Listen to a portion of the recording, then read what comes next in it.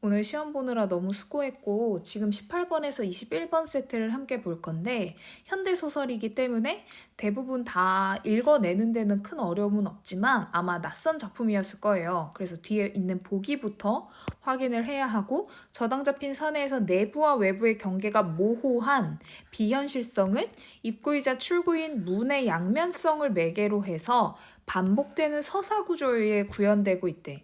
이런 서사 구조에 맞물려서 반복되는 노동의 굴레에 갇힌 주인공이 이에 순응하고 노동의 수단으로 전락한다. 라는 거에서 어쨌든 주인공이 순응을 했고 노동의 수단으로 전락한다. 에다가 체크를 해놓고 이를 통해 작품의 제목이 끝없는 노동에 자신의 삶을 저당 잡힌 현대인들의 정체성을 드러내고 있다.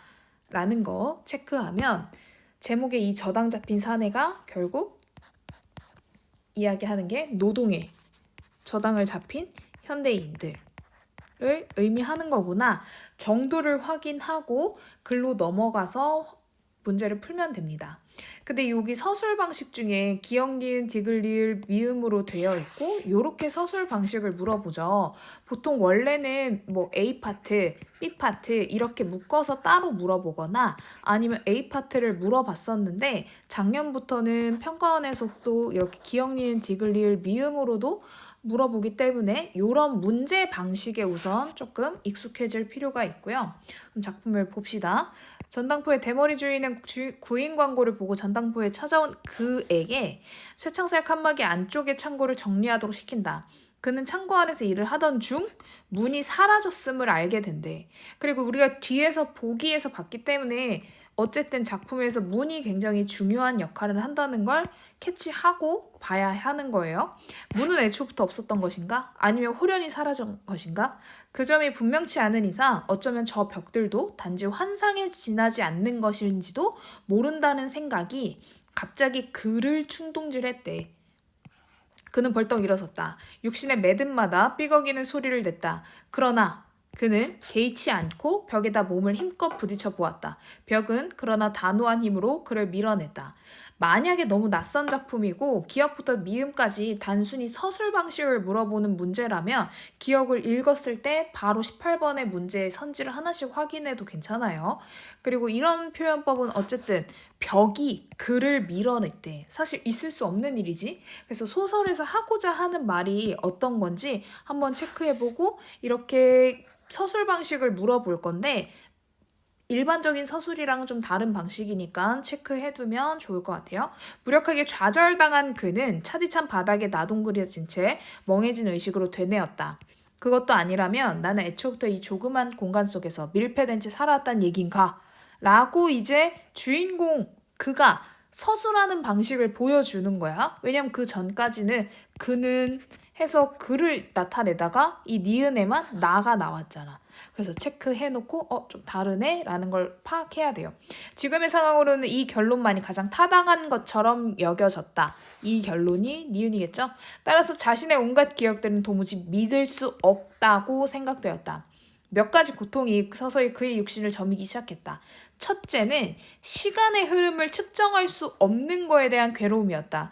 그 고통 때문에 유폐감은 한층 더 가중되었다. 백열대 불빛으로 충만해 있는 그 조그만 공간 속에는 어디에도 시간의 흐름을 찾아낼 수 없었다. 독서 볼 때도 그렇지만 소설도 마찬가지야. 있다 없다는 잘 파악해야 돼요. 왜냐하면 단순한 내용일치를 물어볼 때 가장 좋은 변별 지점이니까 있다 없다 잘 체크하시고 온갖 잡동사니들 위에 쌓여있는 먼지를 그는 보았다. 그것은 무작위하게 죽어떨어진 시간의 잔해 같은 것이었다. 이제 그것들 사이에 갇힌 한 사내의 생애도 먼지처럼 건조하게 부스러져 쌓일 것이라 믿었다. 그러자 문득 한 가지 기억이 떠올랐다. 정말 자신의 것이었던가조차도 실로 의심스러운 그 기억이. 갱 속에서 지냈던 지난 몇 년간의 기억을 그는 조금씩 되살려냈다. 흡사 오소리굴같이 낮고 좁고 또 가파른 승갱, 이마에 매단 희미한 램프만으로는 굴속 수천 미터의 암흑과 탄진을 밝히기란 아예 불가능한 노릇이었다. 외계와 단절된 채 모든 것들이 침묵을 지키고 있는 곳. 강판 위로 우수수 떨어져 내리는 석탄 소리에 귀 기울이면 지층에 켜켜이 쌓여있던 그 죽은 시간의 잔해들을 캐냈던 것이다. 그곳에서도 시간은 정지되어 있었다. 그것의 흐름을 계속 볼 수 있는 것이라곤 오직 자신의 노동의 양밖에 없었다. 시간을 알 수 있는 게 문득 작업 종료의 신호가 울린다. 그래야 하여 다시 지상으로 올라오면 하늘은 장기근 속자의 패처럼 그렇게 음산했다. 그것이 새벽 어스름인지 저녁 땅검인지를 굳이 헤아릴 이유가 없었다. 마찬가지로 출퇴근의 의미를 찾을 필요도 없다. 뭉뚱그려서 말한다면 단지 그렇게 생활했을 뿐인 것이다. 자기 생의 일부를 저당 잡힌 대가로. 아까 뒤에서 봤던 복이랑 좀 이어지고 있죠. 그때를 생각하고 그는 일어섰다. 그리고는 정리하는 일을 다시 시작했다. 그것만이 최소한 시간의 흐름을 측정할 수 있는 길이라 생각하며 일의 진행에 따라 조금씩 소모되어가는 자기 생애의 한 부분이 모이는 듯했다. 그리고 그것은 곧 지나간 생활의 도처에서 느낄 수 있었던 그 시간과 생애에 대한 감각과 흡사하다고 생각되었다. 일에 대한 지겨움, 그 무의미성이 발작적인 충동을 일으키게 했지만 그는 지금까지 그래왔듯 그냥 잘 참아내고 있었다. 해서 중략으로 이어지고 있고요. 보통 A파트라고만 묶여 있는데 저는 지금 뒤에 중략까지가 얼마 남지 않아서 끝까지 읽은 거지만 글 내용이 어렵거나 내가 잘 모르는 낯선 작품이면 A까지만 읽고 바로 A파트에 대해서 물어보는 문제를 해결하러 가셔도 좋습니다. 그는 아직도 창고 안의 상태가 제대로 정리되어 있지 않음을 깨달았다. 이래가지고는 저 대머리 주인이 일당 1,000원을 아까워하리라. 그는 가볍게 두어 번 혀를 차고 난 다음 버려두었던 작업을 다시 시작했다. 이번에는 궁리를 해가면서 전당물들을 차곡차곡 정리해 나갔다. 머리가 점차로 가뿐해졌다. 창고 안이 어느 정도 정리가 되었을 때 그는 비로소 손을 털며 허리를 폈다. 그리고는 다소 흡족한 마음이 되어 한쪽 구석으로 가 웅크리고 앉았다. 이만하면 주인 사내도 만족해 할 테지. 공복과 갈증이 새삼 느껴졌지만 그는 이대로 참을 수밖에 없다고 생각했다. 내긋한 마음으로 주위를 점검해 보았다. 사물들 사이에 주어진 질서가 그를 조금은 즐겁게 했다. 추위도 어지간히 견딜만하다고 생각하였다. 적어도 동사를 면할 수 있는 조건이었다. 시간의 흐름, 그거야 아무려면 어떠랴 싶었다. 10년 혹은 20년 이쪽 저쪽을 접어보아도 그다지 다를 것 없는 자신의 생애였다. 어차피 무의미한 노동의 시간들이었다. 외로움 또한 새삼스럽게 못되었다. 자신은 언제나 외로웠고 앞으로도 변함없이 외로우리라. 그러니까 지금 주인공의 처지를 알 수 있죠. 그러므로 창고 속의 이 좁은 공간, 외계와는 철저히 단절된 이 공간 역시 자신으로는 그다지 타기해야 할 성질의 것도 아니라는 결론이 얻어졌다. 결론을 얻었대요. 어쩌면 가장 낯익고 분명한 생활 공간이라 생각되었다. 그는 싸늘한 벽에다가 등을 기대고 앉은 채 중얼댔다. 자, 이제부터 또 무얼 한담? 그러나 다음 순간 그는 바로 맞은편 벽면에 믿을 수 없는 변화가 일어나고 있는 사실을 발견하고 그만 소름이 오싹기침을 의식했다. 맞은편 벽면에 믿을 수 없는 변화가 일어났대요. 그는 눈을 커다랗게 뜨고 그곳을 살펴보았다. 실로 믿기 어려운 사실이었지만 그러나 그 희고 견고한 벽의 한가운데 그가 그렇게도 불가사의하게 생각했던 바로 그 문이 형체도 분명하게 반쯤 열린 상태로 거기 있었다. 그는 벽을 의지하고 천천히 일어섰다. 오금이 저리고 무릎을 걷잡을 수 없이 떨렸다. 뻣뻣하게 굳은 허리가 좀처럼 펴지질 않았다. 그는 미라처럼 어기적거리며 그 문으로 다가섰다. 맑고 신선한 공기가 그의 찌든 후각을 시원하게 자극해왔다. 그건 분명 열린 세계의 공기였다. 그는 떨리는 손으로 문을 밀고 조심스레 한 발짝 밖으로 내디뎠다. 형언하기 어려운 두려움이 가슴을 팔랑개비처럼 휘저었다. 그는 보았다. 수창살 칸막이 사이로 이쪽을 바라보고 있는 대머리의 얼굴을. 야릇한 전도감을 의식하며 그는 멍한 눈길로 주위를 둘러보았다. 수창살의 칸막이와 대머리 사내와 그리고 음울한 실내 풍경. 그것은 명백히 자신의 기억에 남아있는 것들이었다. 그러나 그 낯익은 공간이 어딘가가 지극히 어물스럽고 수상찮게 느껴졌다. 어떻게 오시었소? 대머리 사내가 권태로운 목소리로 말했다. 뭐 전당 잡힌 거라도? 그러자 그는 문득 자기가 빠져있는 혼란이 어디에서 오는 것인가를 깨달았다. 그는 황급히 황망히 뒤를 돌아보았다. 낯선 문이 거기 하나 닫혀 있었다. 그는 조심스럽게 그 문을 다시 열어보았다. 역시 창고가 아니었다. 어둡고 가파른 층계가 내려다보았을 따름이었다. 그래, 나는 저 계단을 올라왔었지 하고 그는 생각에 잠겼다. 나와 그것이 언제였던가 꽤나 먼 기억으로 느껴졌다. 그는 다시 대머리 사내를 보았다. 분명히 자신의 기억에 남아있으면서도 또 어딘가 낯설어 보이는 그런 얼굴이었다. 쇠창살의 칸막이 사이로 번들거리는 그 대머리는 그의 기억에 남아있는 무수한 대머리를 한동안 연산시킨 끝에 결국은 짙은 혐오감만을 남겨놓았다. 까지가 소설의 끝이고요. 만약에 시험 문제를 당장 푸는 도중이었다면 아마 저라면 중략 이전까지 A 위까지 한번 끊어서 문제 확인할 수 있는 거 체크했을 거예요. 지금 보면 기억 니은까지 확인할 수 있죠.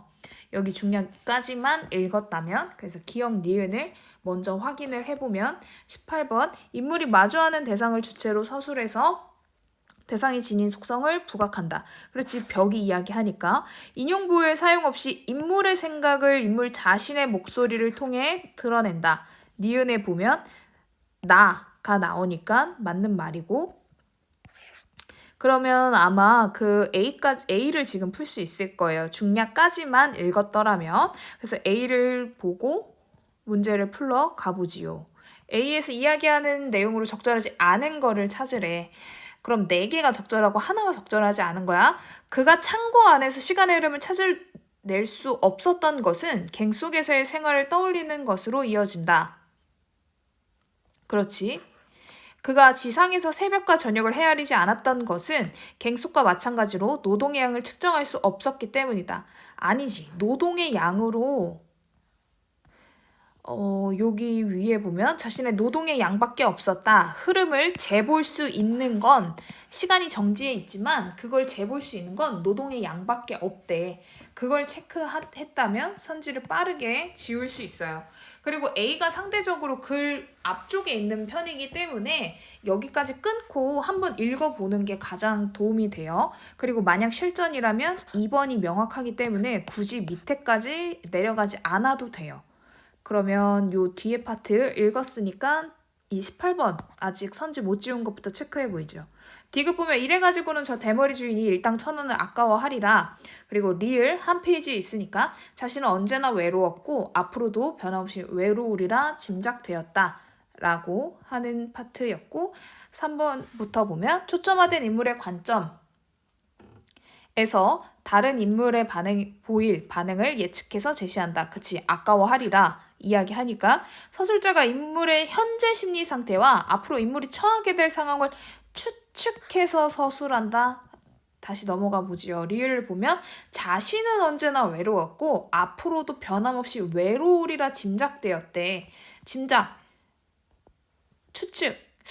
할 수도 있지. 근데 서술자가 인물의 현재 심리와 앞으로 인물이 처하게 될 상황을 추측해서 서술한다. 틀렸기 때문에 4번 체크하고 5번 더 이상 보지 않고 그냥 지나가시면 됩니다.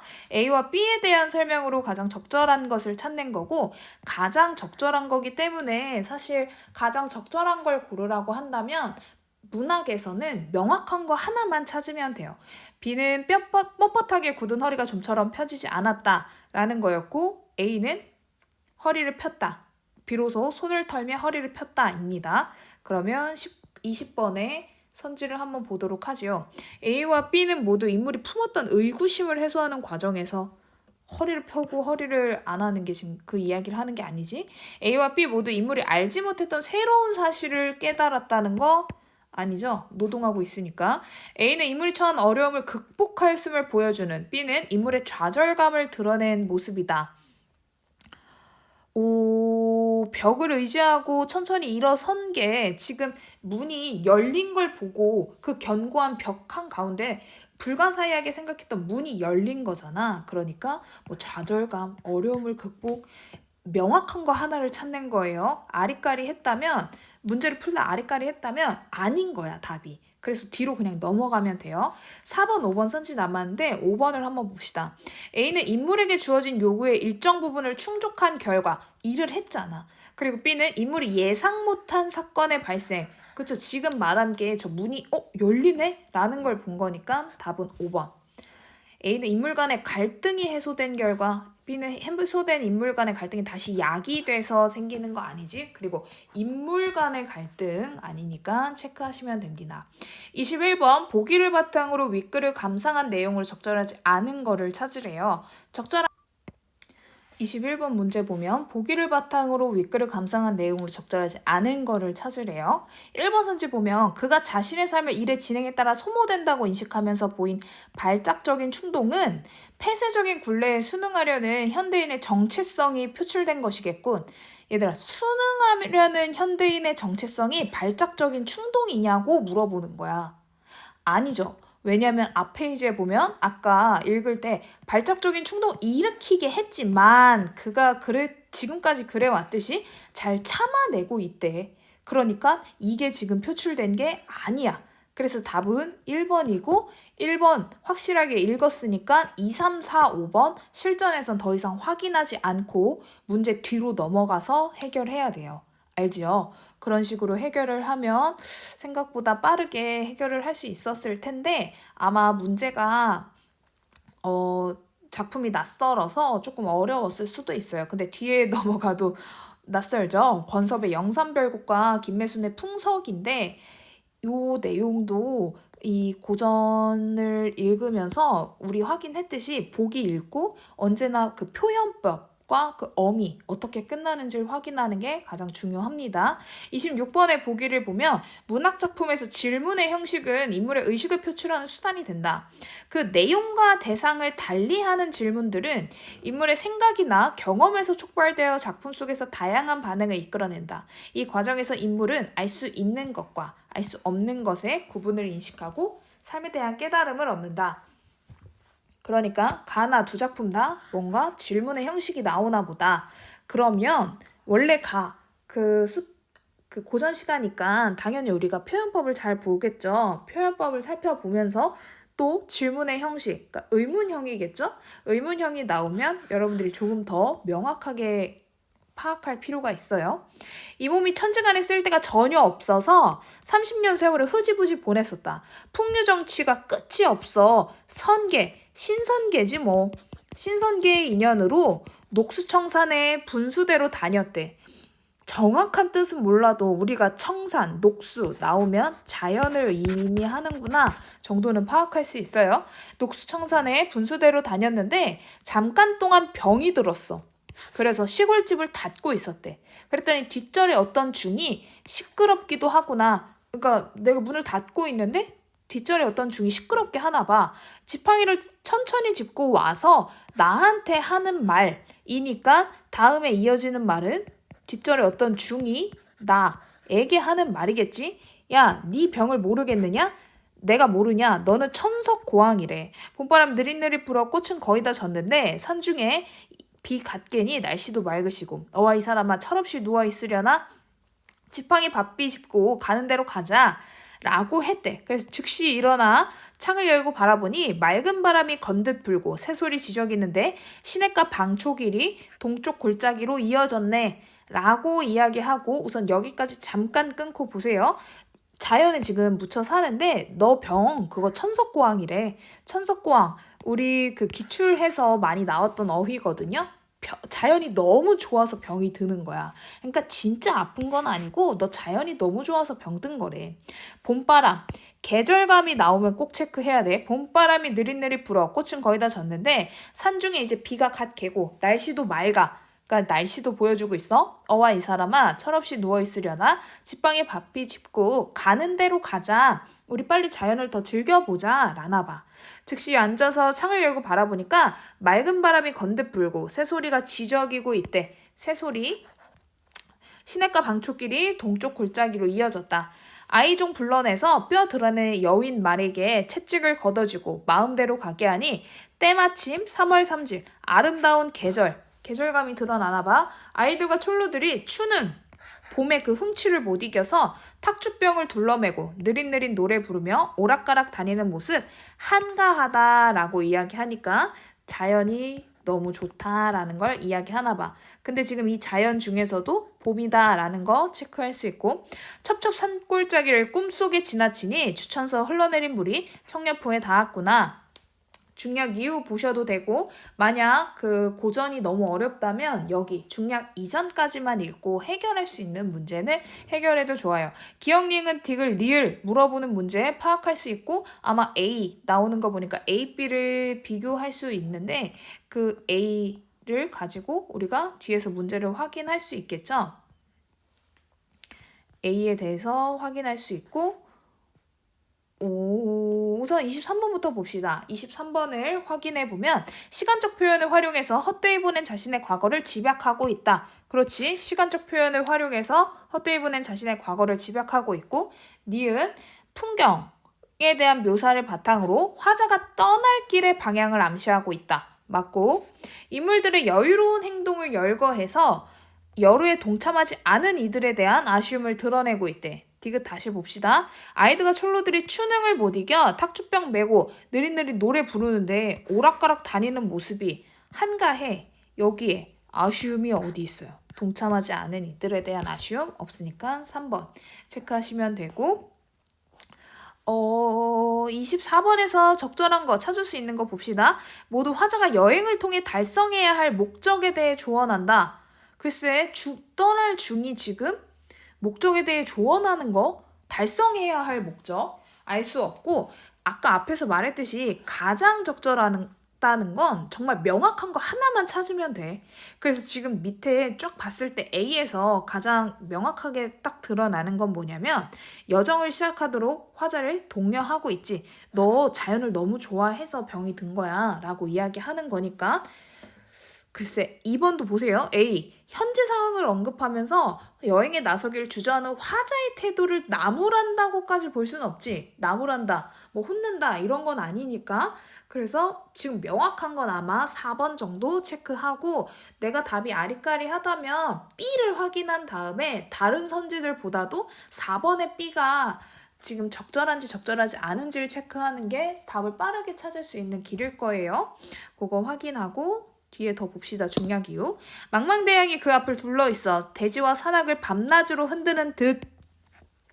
비유. mid없는 큰 구렁에 한없이 쌓인 물이 만고의 한결같이 차고 줄미 있었던가 물어보네. 아까 보기에서 질문 형식 잘 찾으래잖아. 만고의 한결같이 차고 줄미 있었던가. 천지간 장한 경치 반 이상이 물이다. 아마도 저 기운이 무엇으로 생겼는고 물어보네. 언제가 성인을 만난다면 이 이치를 여쭈어 보겠다. 바위길에 익숙한 중에게 가마 느슨이 매개하고 깎아지른 험한 벼랑 얼른 지나쳐서 청옥산 속으로 첩첩이 돌아드니 운무병풍 비단장막 좌우로 펼쳤구나. 운교를 걸어 건너 솔숲 속에 앉아 쉬며 나무한 아이들아 지난 일을 물어보자. 물어보겠대. 질문을 한대요. 바람에 움직인 돌 내려진 지 그 몇 해며 짝없는 옛 선문은 어느 때에 쌓았는고? 이 손님이 뉘시길래 어찌 들어와 계시는고? 남매고 새끼찬 앞절의 상좌인데 뗄나무 하러 와서 무심히 다니오니 진과 남 없어진 줄은 우리 다 알지만 그 밖에 모르는 일 목적 목동의 필소리에 붙였도다 라고 이야기를 하고 있대요. 여기까지 읽고 지금 뒤에서 확인할 수 있는 거는 체크해도 좋습니다. 리을 미음. 사실 이건 적절한 거니까 더 이상 보지 않아도 돼요. 근데 리을 미을 선지를 한번 보자면 공간의 이동 과정을 생략해서 속도감을 부여하고 있다. 당연히 무언가를 생략했으면 빠르게 진행이 되겠지. 생략했으니까 너네가 찾아야 될 건 이게 정말 생략됐어 정도를 찾으면 돼요. 5번 선지에서 물어보고자 하는 건 비유적으로 제시해서 아름다움을 강조하고 있는지. 강조는 표현법의 기본 원리가 사실 무언가를 강조하려고 쓰겠지. 그러니까 비유가 쓰여서 아름다움을 찾고 있는지를 확인해 보시면 됩니다. 그럼 잠시만요. B가 바위길에 익숙한 중이고 이 익숙한 중에게 가만 느슨히 매개하고 깎아지는 험한 벼랑을 얼른 지나쳐서 청옥산 속으로 첩첩이 돌아드니 운무병풍 비단장막 좌우로 펼쳤구나. 야 그럼 요거 확인했으니까 뒤에서 문제 확인할 수 있겠죠? 24번에 4번 선지 보세요. B는 여정에서 마주하는 어려움을 덜어준다. 그렇지 가마지기 했다고 나오니까 4번 체크하고 명확한 거 하나만 찾으시면 됩니다. 가와 나에 대한 설명으로 가장 적절한 거 가에서 적절한 걸 찾으면 돼요. 특정적 계절적 배경에 가, 봄 계절적 배경이 나왔으니까 나에 나왔는지 나오지 않았는지 정도 체크하면 되고 가는 모두 과거와 현재의 대비를 통해 지난날에 대한 반성, 가가 뭐 반성을 드러낸다 볼 수는 없죠. 점층적 구조를 통해 내적 갈등이 심하다. 자연을 살아가는데 왜 내적 갈등이 심하대? 그 원경에서 근경으로 시선을 이동해서 심리 변화가 가에 드러나지 않아요. 그러니까 여러분들은 나 작품 읽고 1번, 2번 선지 정도 체크하시면 되겠죠. 그럼 또 문제 풀 수 있는 거 봅시다. 26번 확인해. 그럼 또 문제 풀 수 있는 거 봅시다. 26번 확인할 수 있겠네요.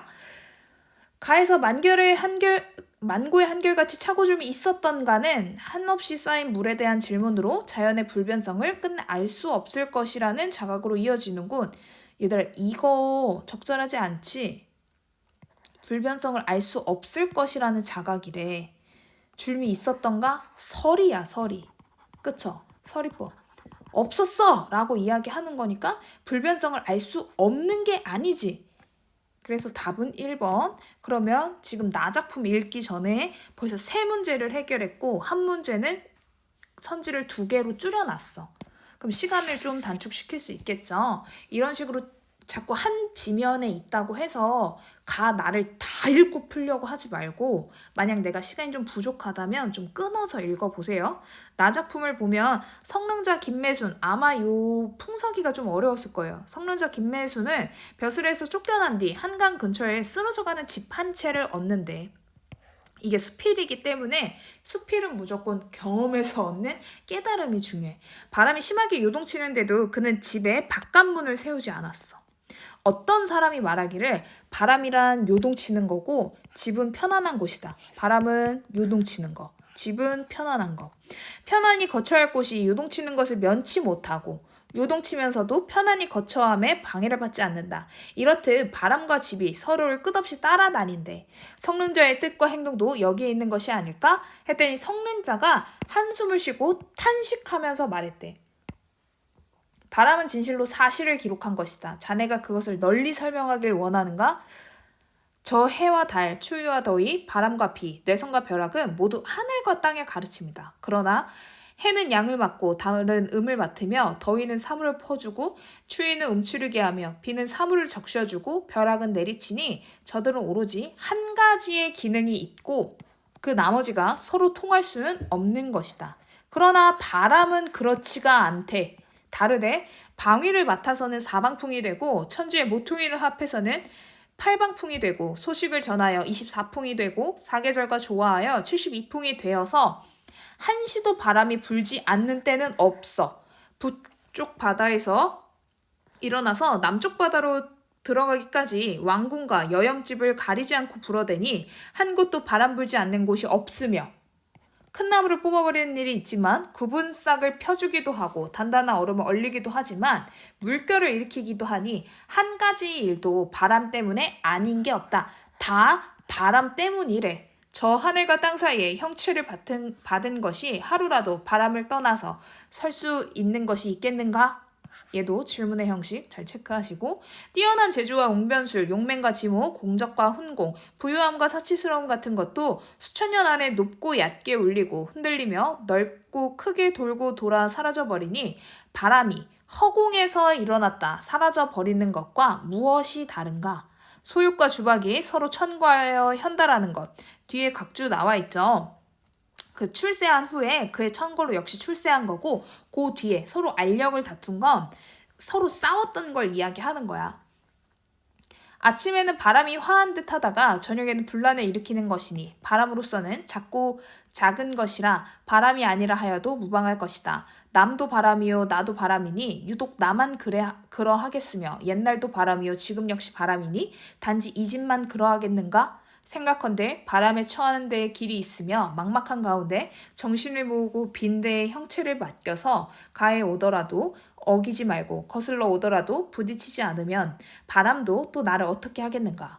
편안함도 없고 요동도 없고 바람도 없는 듯 집도 없는 듯이 한다면 무엇을 면했다고 기뻐할 것이며 무엇을 잃는다고 두려워할 것인가. 그대 말이 그럴듯하긴 하나 그 경계를 벗어나지 못한 것이 아닌가 하였다. 그래서 글을 써서 풍석이라고 한다.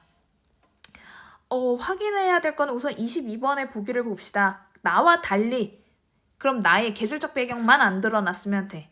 나는 계속 바람 얘기만 하지 계절적 배경은 없어요. 답은 1번이 되는 거예요.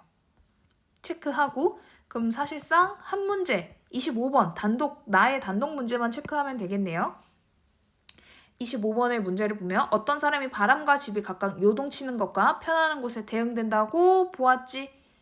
체크할 수 있고 성능자는 바람과 달리 해와 달, 추위와 더위가 명확하게 구별되는 한 가지의 기능만을 지녔다고 보았다. 그렇지. 바람은 다르다고 하니까 성능자는 바람이 큰 나무와 구분싹, 단단한 얼음, 물결을 아우르는 만물에 영향을 끼친다고 보았다.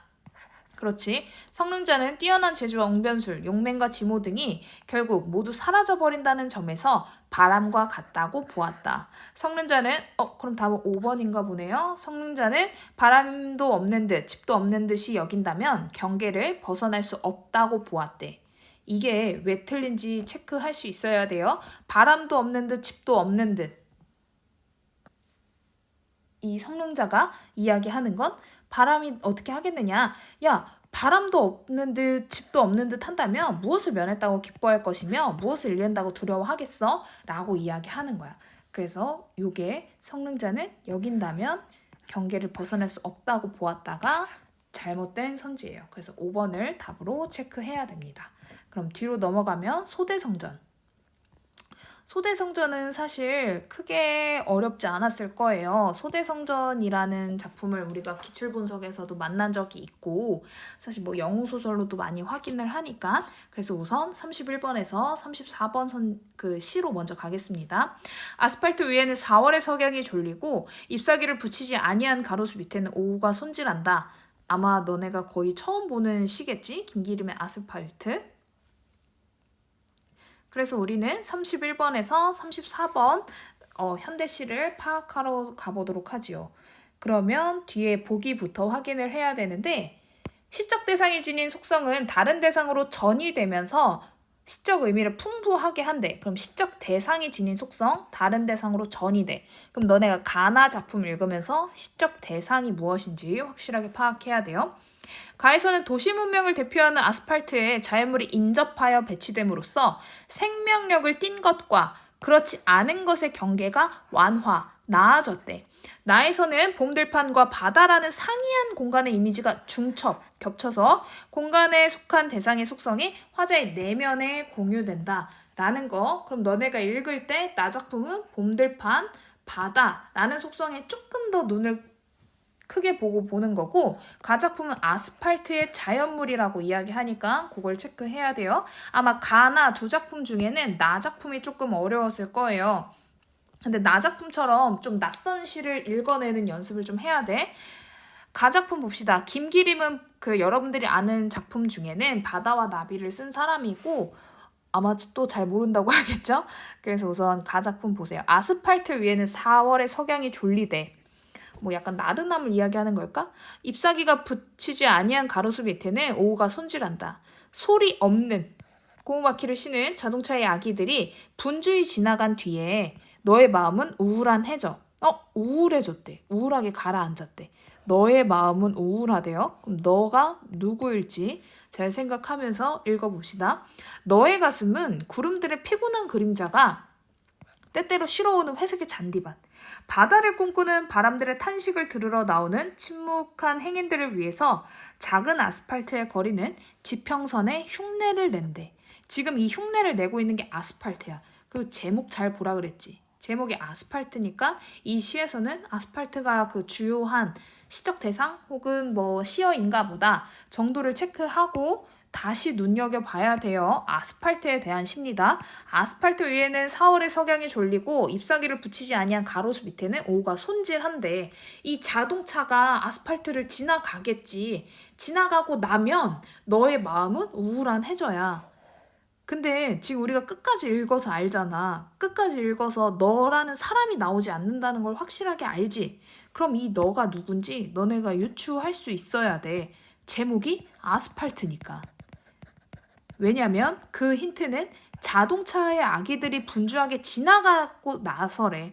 지나갔다라는 걸 아스팔트에 지나갔다는 소리겠지? 그래서 아스팔트 너의 가슴은 구름들의 피곤한 그림자가 때때로 실어오는 회색의 잔디밭이라고 이야기하고 의인법이 쓰였구나 정도 체크하면서 바다를 꿈꾸는 바람들의 탄식을 들으러 나오는 침묵한 행인들을 위해서 작은 아스팔트의 거리는 지평선의 흉내를 낸대. 뭐 행인들을 위해서 지평선처럼 보이게 해준대. 하지만 흉내를 낸다. 결국 진짜는 안 된다라는 거겠죠. 그걸 잘 체크를 하고 가 나의 공통점을 찾으러 먼저 가보지요. 가와 나의 공통점. 우리가 체크할 수 있는 거 봅시다. 현재형 어미를 사용해서 시적 상황을 제시하고 있다. 그렇죠. 현재형 어미를 사용해서 시적 상황을 제시하고 있고 그거는 금방 찾을 수 있어요. 그래서 명암의 대비를 통해 동일한 색채어를 반복해서 반복, 음성상징어, 영탄적 표현 안 나왔으니까 우리가 지금 확실하게 답을 찾을 수 있어요. 한 작품 읽고 32번 보기를 바탕으로 A를 이해한 내용 가장 적절한 걸 찾으래요. 시에서 특정 호칭의 사용은 화자와 대상 간의 관계나 거리를 조정해서 정서를 나타내는 기반이 된다.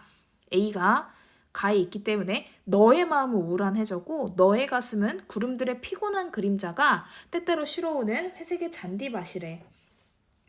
여기를 확인한 다음에 선지를 보도록 하지요. 32번의 문제를 보면 대상과의 심리적 거리를 좁혀서 화자의 우울함을 대상에 투영한다. 너라고 불렀으니까 심리적 거리를 좁혀서 화자의 우울감을 대상에게 투영한다.